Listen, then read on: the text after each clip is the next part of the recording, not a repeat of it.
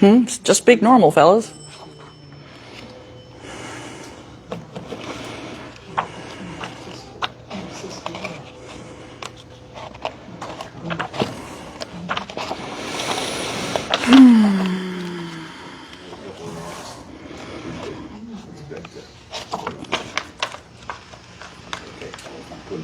I may start?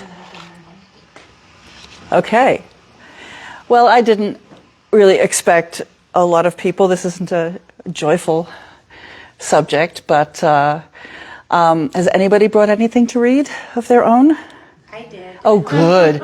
It's Good. short. I don't know if I'll get through it, but yes. No, that's fine. That's great. I mean, I'm doing this because it's my husband's birthday, and he would have been 67, which is great because the special thing about being a widow is you get the Social Security of your husband, and I'm only 63, and I'm collecting almost full Social Security. So that's the upside. But I really think that creating art out of grief is really helpful. But what's even more helpful is sharing it. And I am naturally an oversharer. It's just what I do. I'm way out there. And so it came naturally to me, but I know that for other people going through the process, it's not. And I'd like to sort of encourage people to find a way to share what they're going through publicly, because it's an important part of grief. One book that I read said there's grief and there's mourning. Mourning is a public process. So I want to read first a part of I am writing a memoir. This is just an excerpt from, sort of an introduction to what's been happening to me in the last 5.5 years exactly, because Lindy died on his half birthday. Exactly.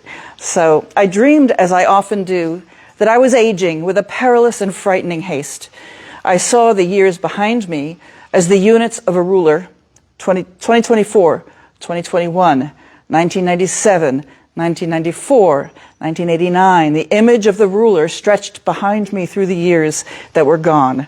Instead of inch markings, there was everything that happened in that year, hopelessly and helplessly lost to my disbelief and agony at how quickly they went. I wanted them back. I looked ahead, stretching not very far. The ruler measured what time I had till the end. In the dream, I suddenly realized in panic that in my whole life I had never had any great love. Then suddenly I woke up, not in actuality, but in the dream. I remembered Lindy. I did. I thought I did. I had that great unconditional love, my soulmate, and then I laughed with joy. It no longer mattered to me how little was left in that ruler measuring my time. When I woke up for real, I was no longer filled with that despair and hopelessness that my life had been a failure.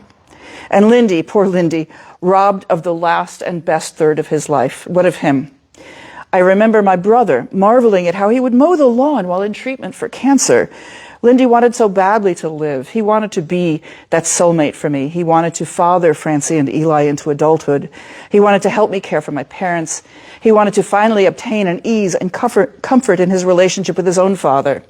He wanted to spend his life working toward what he believed was the only economic system that could possibly be fair to every citizen of a capitalist democracy.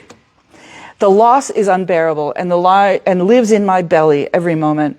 He is missing, and I'm missing him. He is the cocoon in which I lived for 25 years, protected, loved, cherished. He shielded me from pain in ways that I didn't even realize until he was gone. Living with him, it was so easy to bury and forget my lifelong self-loathing, and it took me mere weeks after his death for me to discover that it had been sitting there waiting for me all along. I had to figure it out. I was miserable. I thought it was simply my lot in life to be the Lisa Cooley I had always despised.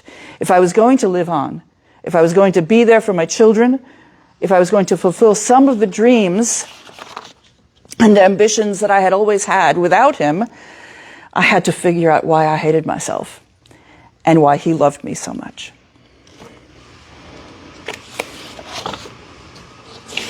Here's one of the first poems I wrote after he died. 3 lines. I want to go on Tinder and swipe and swipe and swipe until I find you, Lindy.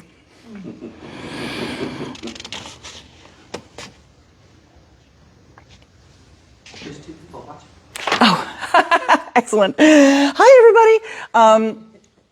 I do sometimes check dating apps, but I do know what I'm looking for. And so I will go into them, and then I'll go back out. I'll go into them. I said, no. It's like I go, no, not a goatee. Lindy hated goatees. No. Let's see.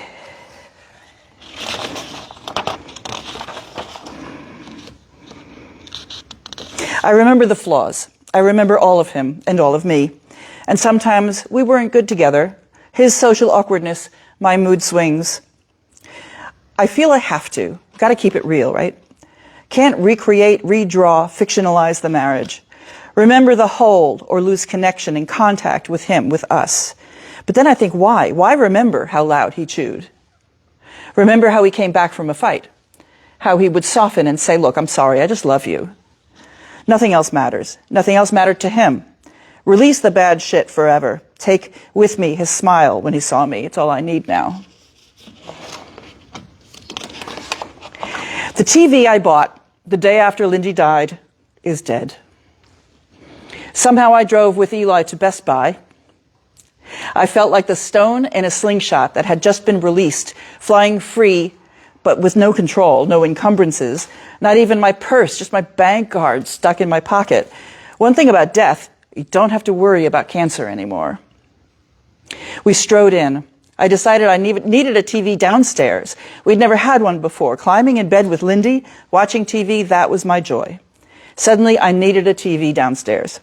My first decision without him. It didn't take long. Eli helped me make a choice. I believe we joked around and laughed in the Best Buy the day after Lindy died. We drove home with it in the back seat. An insignia, an apparent POS. The new one arrived today. Somehow, the day after Lindy died, I walked into Best Buy and bought a TV.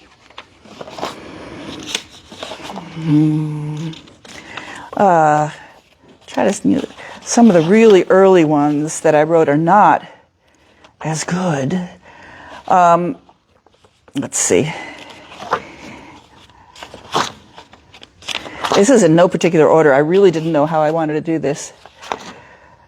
I looked to my right, my violin in my hand, turned away from the musicians before me just for a moment, just a glance, then I turned back to them. We had worked the music over and over again until we got it right, and we were all so pleased, nodding and smiling, our third rehearsal. We are coming together. But I looked to my right to see if he was there, and there he was. I've grieved, I've grown, I've wept and cursed, I've worried and worked and arrived at this moment. For 5 years, my misery and pain has been lifted. When this thing is in my hands, my body and mind, my arms, my heart elevate, and my worry melts. Something so beautiful and difficult, we are one, this thing and I. I work the music. It takes my whole consciousness, no room for pain. For now. Once I thought, if I could play music together with friends, I will survive. I don't miss him when all of me is engaged. Because I know music. I know it better than I did when he was with me. Just as I know myself better. I look to my right, and there he is, leaning against the wall, listening and watching me. He's smiling. He is proud and so happy for me. I gathered these people, and I said, let's play the music we love. Part teacher, part coach, part comic. A special kind of fun. In the act of playing, joining in harmony with these musicians, I can transcend all the anguish, the terrible unfairness of his loss. But how can I not glance to my right and see him where he stands, smiling, listening, so proud, so full of love?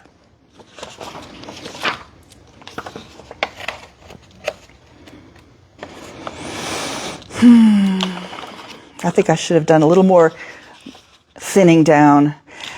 July 8th, 2020, and suddenly life seemed so normal that when I was at a stoplight, I almost called Lindy just to say hi. I'm down. Don't ask me, don't call me. I'm home. My wood stove is hot, my TV is on, I'm down. I've sunk below thought. Don't disturb, here I am. Do I think, do I act? No, I'm down. It can't go on like this. on it goes.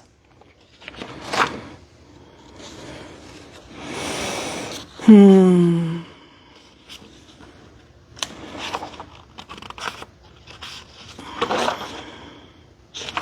the bathroom, I thought the pile of towels on the floor was a small child of noise, full of love and yelling, crying and laughing. Family, mine. I'm not usually nostalgic. I had what I had. It's part of me now. And the kids are okay. We're all sad, of course. But we are made up of the noisy house full of love. It didn't go anywhere. But that pile of towels cast me back just for one moment. It's so quiet now. It's just me.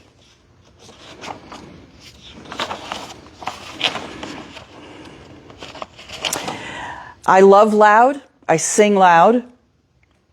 Laugh loud, play loud, argue loud. I gave birth loud. I cry loud, I scream, and I sigh loud.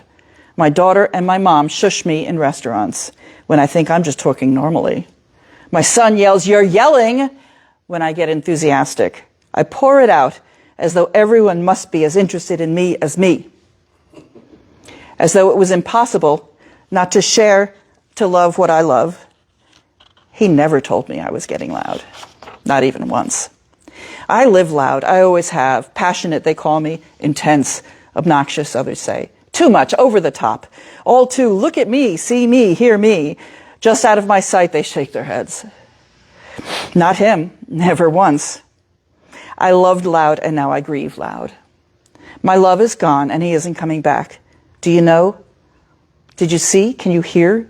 Do you know that I don't know where to go or what to do? I'm alone, screaming inside now. This is one from the last days of his illness. I didn't write it when he was alive. It was a memory. Getting him into his comfortable spot on the bed was a process. Just lifting him enough to get his butt some purchase on the mattress, then lugging him flat on his back, pulling his knees up so he could push against the bed with his feet, assisting my tugging under his shoulders. Together we got his head onto the pillow. His blanket spread over and tucked beneath him. He was propped up to watch TV. I lay down next to him, my own pillow punched and prodded into place, my own blankets wrapped around me. We relaxed into the moment. Then we'd start to feel normal, the only time that happened anymore. This is my favorite time of day, I said. I've said that since the kids started putting their own selves to bed, leaving the two of us alone. This is my favorite time of day, I said. Nothing left to do but watch Doctor Who and say our ritualized good nights, the silly and the loving, as it has always been with him. Lights out, feeling the bed bounce a little as he struggled with his blankets. I listened for the eventual light snoring. Comfort and joy, the man next to me.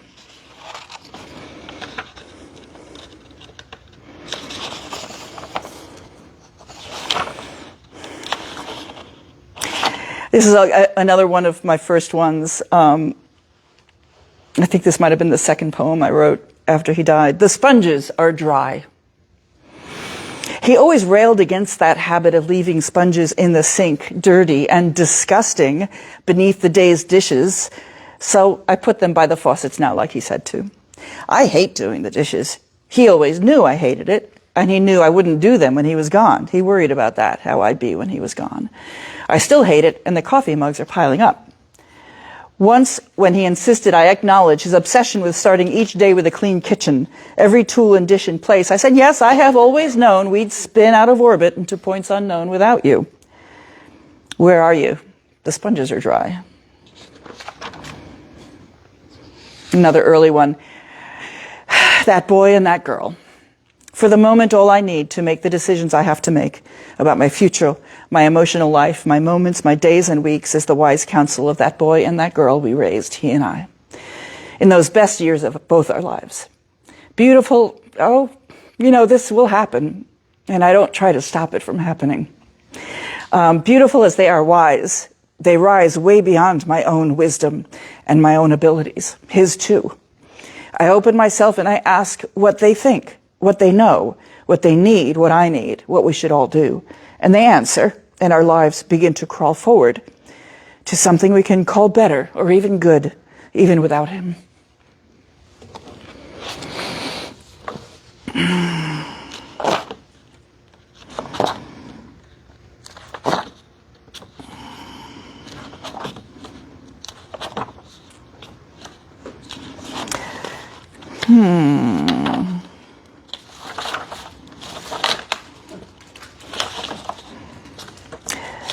That's what happens when you skip around.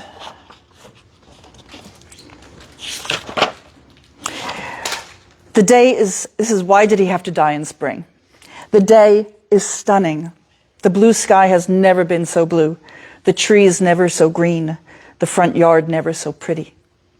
The new white stone walkway, my multitude of blooming flower pots, the beautiful stacks of firewood and the newly leafed trees. I have to get the all-weather tires from the shed into the trunk of my car. I struggle and curse, and one escapes down the driveway and into a ditch. Don't do it, I warn as it begins its roll to freedom. Don't you dare! I glare after it, sigh and trudge to retrieve it. I curse even as I pause to listen. All the singing birds in nature can't make me happy, although they are trying hard. I'm surrounded by tasks to be done, setbacks to overcome, opportunities to strain my back doing stuff I've never done. The sunlight falls mottled on the grass below the trees. I'm not happy. I can testify. Everything is poignant. Love and laughter, his voice in every leaf and blade. Grief undiluted must happen in the dead of winter. But back those weeks ago, he was still struggling to live. At his funeral, the lilacs were still tightly shut. Now they are wide open, a thing I've always longed for, a bush so full of blooms that I want to embrace it. Arms wide, betraying my grief. I'm not happy. But I can wish he hadn't died in spring.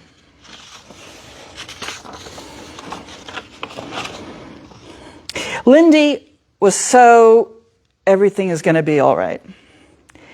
My mind would rest on his. He would enfold me, comfort and assure me. A happy guy. He assumed the best about everything, saw the best for all the people he loved. He worked hard, pushed ahead to the future he saw. He was wrong sometimes about people. Sometimes he found they were not what they could have been. It was his greatest anguish. He thought I was brilliant. He told me I was. It irritated me. Assuming great outcomes, not seeing the much more likely disappointment. Everything is going to be all right. So he was wrong. So what? I think he thought that if you assume the worst, you make it happen. Just before he died, I said, joking, now you will never teach me about currency exchange. Maybe I will, he said in his weak voice. I doze off, and in a half sleep, I dream, I call to him, ask for his help, his assurance. Everything is going to be all right. So he was wrong, so what? To think of his face brings both sorrow and joy. I need the joy so much, I've called his face to me all day today. I need that love, that flicker of his eyes looking at me. And it makes me so happy, so deep down. But the tears come soon, like rain, in astonishing amounts, wearing paths down my cheeks. But it's for the joy, remembering, bringing him to me. I had him. I had him. I had him. What are memories of but parts of me? What is he to me now? What he has always been. My before, my now, my tomorrow. What he was, what he is, nobody can take from me. I have him. I feel his shoulders and his back and his arms around me. I can't stop crying.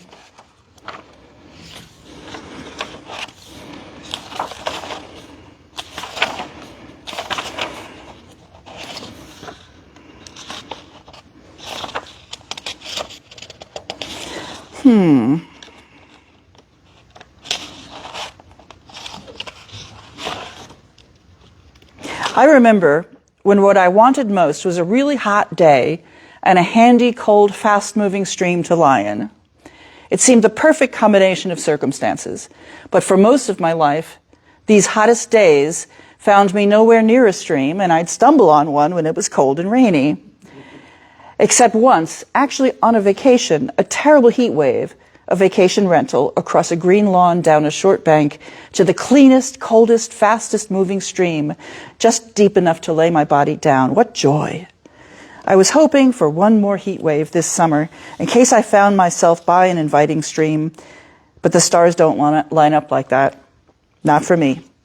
Not more than once in a lifetime.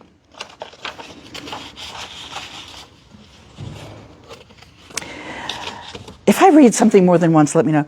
I'm afraid he'll become over time less than he is to me, less than he has always been.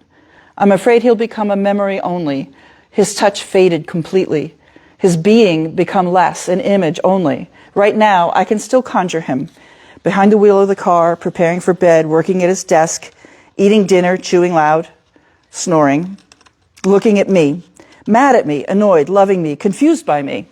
He is colors now. He is 3D. Someday it will be the memory of a memory. I won't know what's real and what I invented. Maybe I will cry less then. I don't know. I dread the time that he will be 2D, flat and faded.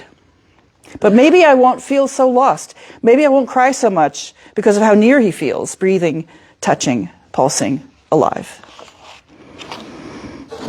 I can't find the thing I'm looking for, so I'm going to find it on my friggin' phone.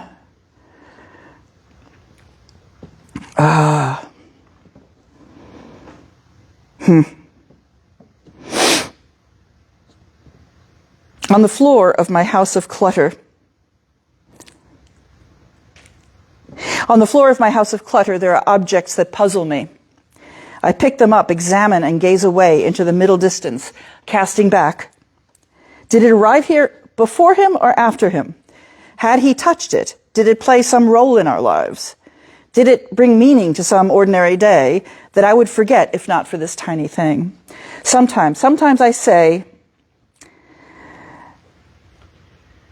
stupid phone. Sometimes I say, yes, this was the ruler that he folded the earring cards around when we prepared for craft shows. The red ruler that says teachers measure up. I keep that ruler, but I just tossed out a card with a phone number on it in his writing. I have reams of his writing already. I'll never know whose number that was or why he had it. But I will forget that one thing whose memory is forever attached to a random object, and without it, I'll lose that little bit of him. I never know, and I'm not ready to take that chance most of the time. These objects glue me to him, secure me to that little bit of the life we had, stop it from slipping entirely away. Looking for a particular one.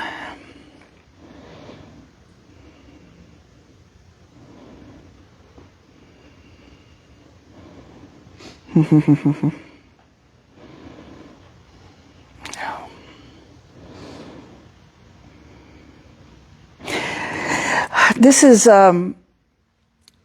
for a woman who lost her son to a fentanyl overdose.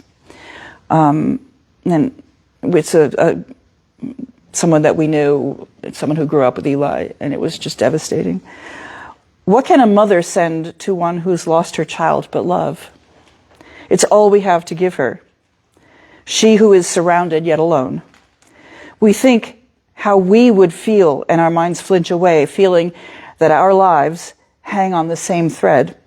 We know she sees us and thinks, you mean well, but you have your child. Who are you to tell me to keep on living?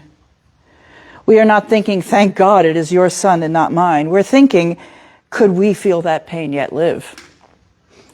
We want to touch and hold her, help the pain break free in weeping or screaming, infuse her with the will to keep feeling her own beating heart.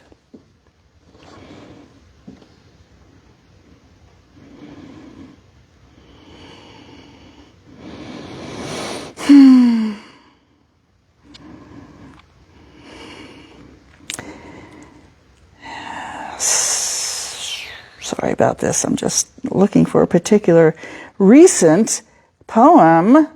Here we go. Okay. This is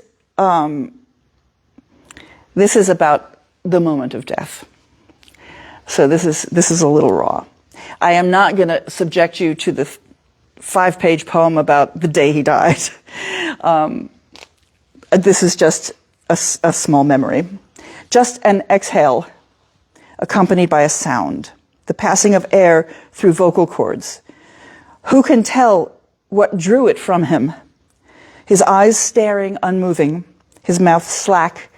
But that sound, vibrations, humans make sounds to communicate opinions, information, emotions, but he hasn't moved since last night. Is he telling me that he's scared? Is he screaming for help the only way he can? Is he telling me, I am here, I can't move or speak, and I don't want to die? Please help me. Please help me. And we did. We gave him morphine and lorazepam and then he was gone.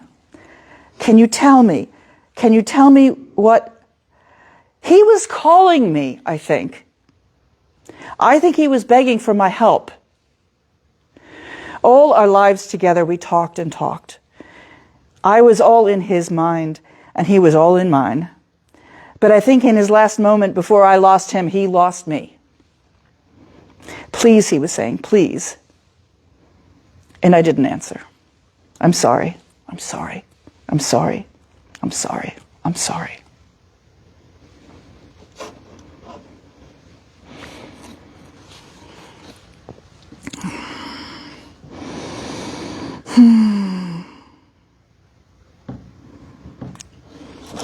This is another piece of prose. It's actually what I meant to read in the beginning, but I read something different. There are stories that turn dark with one statement. The plot begins, moves along, expository information given, everything seems to build to a comfortable stability. One wonders where it's going. Perhaps a hint or two has been dropped, but you don't see anything on the horizon that can become the story's toxic twist. All stories have it, or they're not interesting. I'm talking about the twist akin to the tsunami in the movie The Impossible. The plot is moving along comfortably, too comfortably, but the family doesn't see it. Then the water withdraws from the beach, too far. This happened to us, too, when we noticed that my husband's handwriting had suddenly changed. Then the tsunami hits and 250,000 people die. Then the tsunami hits. That statement, the statement doesn't have to be that dramatic for the story to turn. But then I got braces. Could be a real dip in your life's progress. The party had just begun when the toilet backed up. Not good. Nobody dies, though. We had made peace with our long conflict when my mother died. That's a big one. Important, but not a turning point. She might have been 92 when she died. Tragic even so. Even if she got hit with ovarian cancer at age 91. But that's the presumed pattern of life. You lose your parents. Would have been bad if they had not achieved a peaceful understanding, but they had.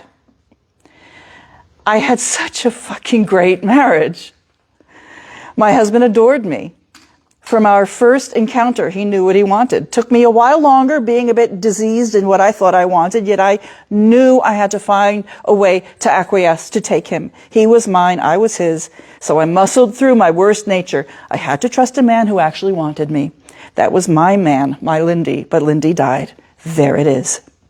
In the 4.5 years since then, I've been trying to figure out what the fuck happened. I used to keep a running count of how many poems I'd written to explain to myself how this could have happened. I think the number is around 60.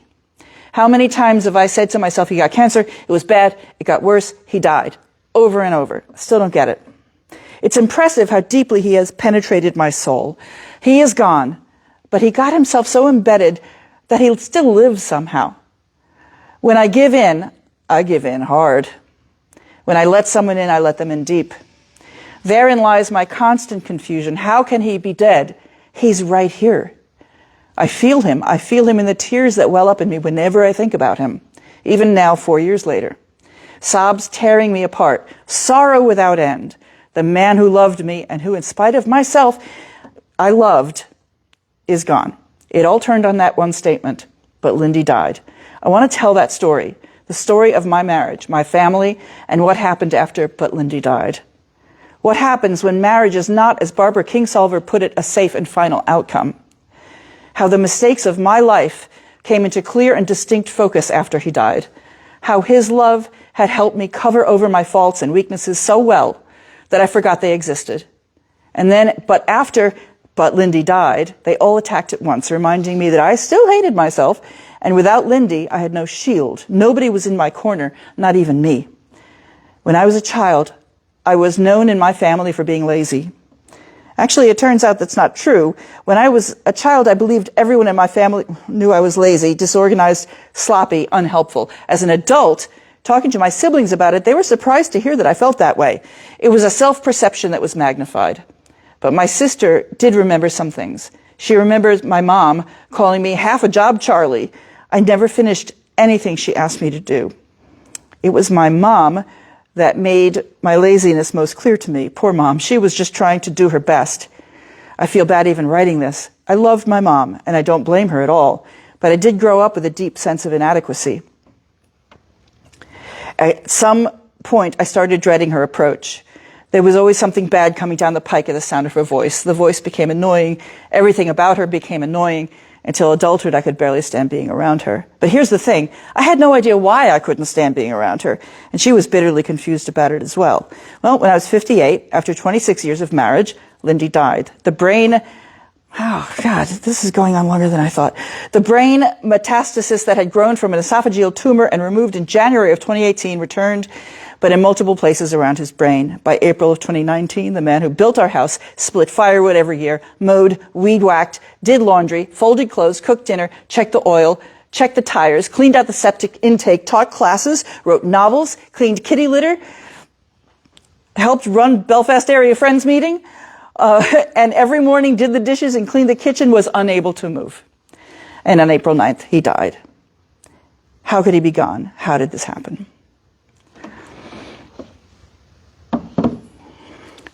I think that's all I have. There's a lot more. But I came to know writing poetry as the impetus to my own recovery. And between that and therapy and a lot of hard work and help from my kids, sort of coming out of what his death plunged me into, which was a realization of how I felt about myself. And I just think making some form of art and being public with it is very important to healing. You're not going to get over it. You don't. You don't really want to, because that would mean that that person didn't mean anything to you anymore. But have you seen the graphic? There's a jar, and there's a ball in the jar.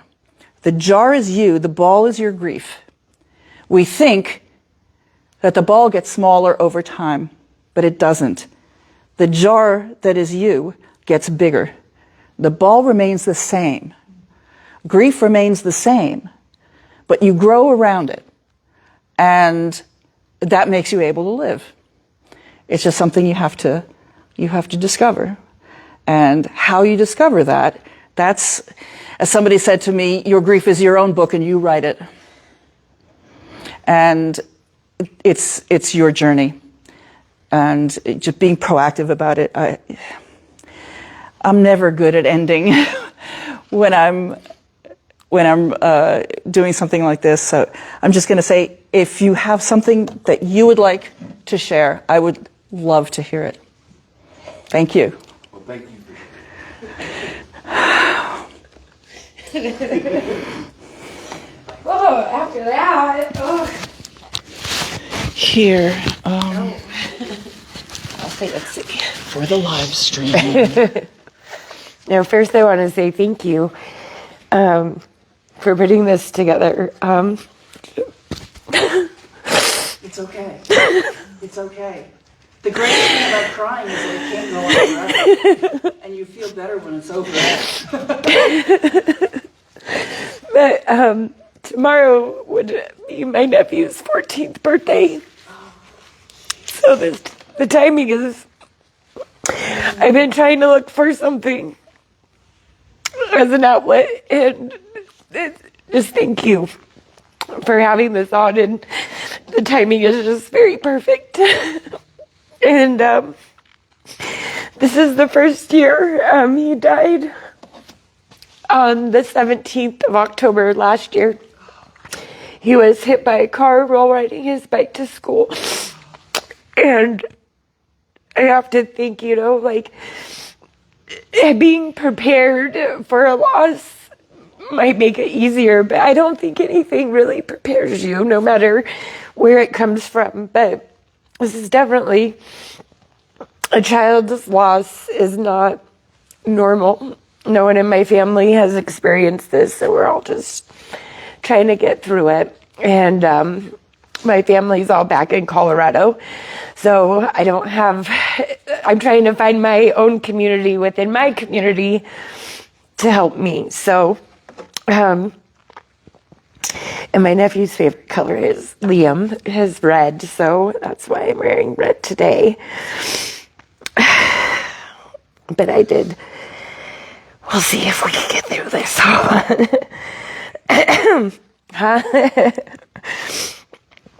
All right, so to Liam, on your 14th birthday in heaven, in the quiet moments I feel you near, a whisper of your laughter so bright and clear. Today marks your birthday, the first one above, a day filled with memories wrapped up in love. I'm so sorry I didn't call you last year. I thought we had more time, my dear. A week later, you were gone, leaving us to carry on. I wish I could hug you, hold you tight, listen to your stories day and night. Your intelligence, your thoughtful ways are missed more than words can say. That you're not here to celebrate, in my heart you hold a special place. Happy birthday, Liam, my shining star. I send my love to where you are. Thank you.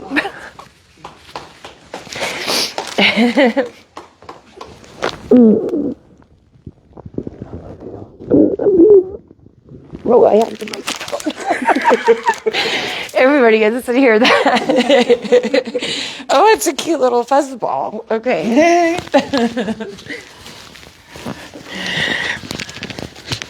One thing I did not do was contact hospice volunteers, where I did a support group just the weeks after Lindy died, and I think I just didn't think of it until too late. But that's a pretty good group, and I think if we do this again, I'll do a little bit more promotion. I'd like to do it again, as I think, it's just really helpful. I was trying to think, is there anything happy that I can conclude with?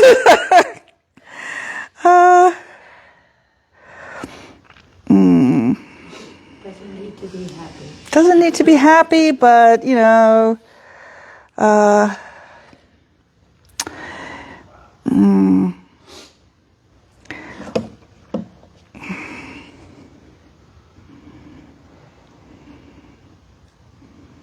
Oh, all right, I'll end with this one. He haunts me. He haunts me, his face looms. Don't forget. The life we could have had together. What he would have done with his. The pain he could have lived without. The fear and dread that took hold of both of us, his last moment. I dream all the time, nearly every night. And the dream follows me like an alternate universe. Just over there, on the other side of a window I can't see. What could have been. He's there. His presence would wipe out the last 5 years in a twinkle. All I have done, all my work, seeking myself, hope and joy, that and my dearest love will never meet. When I raise my eyes and see him, it's demolished. How can I be here now? But I can, and I am. That other universe always just over there. Thank you. Thank you so much. Thank you. Yes. I'm going to take this. Thank you for coming. What is your name? Joey. Yes. Yes.